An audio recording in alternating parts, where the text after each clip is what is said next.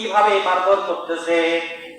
ISKCON, এই ইসকনের এমন এক কুত্তার নাম, এমন এক দলের নাম যে দল আওয়ামী লীগের মতো ছিল। আওয়ামী লীগ যেরকম ছিল বাংলার জমিনে মুসলমানদেরকে দেখতে পারে না, সেরকম ইসকন মুসলমানদেরকে দেখতে পারে না। এটা আপনাকে আমাকে মেনে নিতে হবে। ইসকন আওয়ামী লীগেরই একটা ছেলাপেলা, ঠিক না বাকি? ঠিক আছে, এইটা হচ্ছে আওয়ামী লীগের মতো দোষর।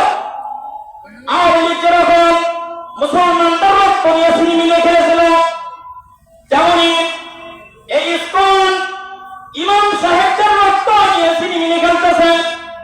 কিছুদিন আগে একজন ইমাম সাহেবকে অপহরণ করে এমন ভাবে রেখেছে রে ভাই, বলার মতো না।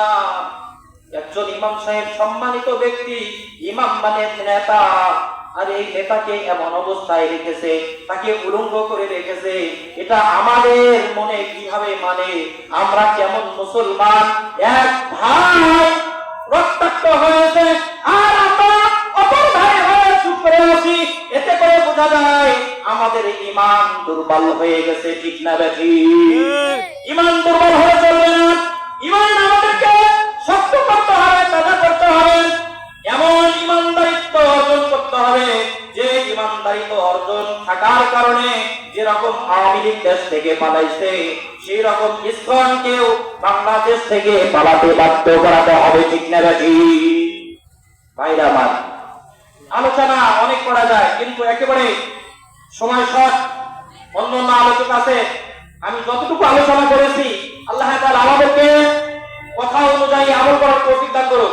আমি একটা আয়াত তেলাওয়াত করেছিলাম, ফাযকুরুনি আযকুরুকুম ওয়াশকুরুলি ওয়ালা তাকফুরুন, যে আমরা আল্লাহ তাআলার জিকির করলে আল্লাহ তাআলা আমাদের জিকির করবে।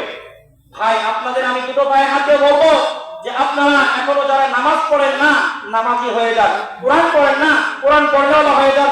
টুপি মাথায় দেন না, টুপি মাথায় দেন। দাড়ি রাখেন নাই, দাড়িটা রেখে দেন। আপনাকে আমাকে সুন্দর লাগবে। আপনি দেখেন দুনিয়ার মধ্যে যদি কেউ টুপি পরে তার চেহারাটা অনেক সুন্দর লাগে, যদি দাড়ি থাকে অনেক সুন্দর লাগে। নূরের মতো চেহারা মনে হয় যে নূর ভাসতেছে তার মধ্যে, ঠিক না ভাই?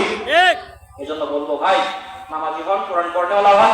আল্লাহ তাআলা আমাদেরকে ফাযকুরুনি আযকুরুকুম ওয়াশকুরুলি ওয়ালা তাকফুরুন এরকম জিকির করার তৌফিক দান করুন। সকলে আমিন। আসসালামু আলাইকুম ওয়া রাহমাতুল্লাহি ওয়া বারাকাতুহু।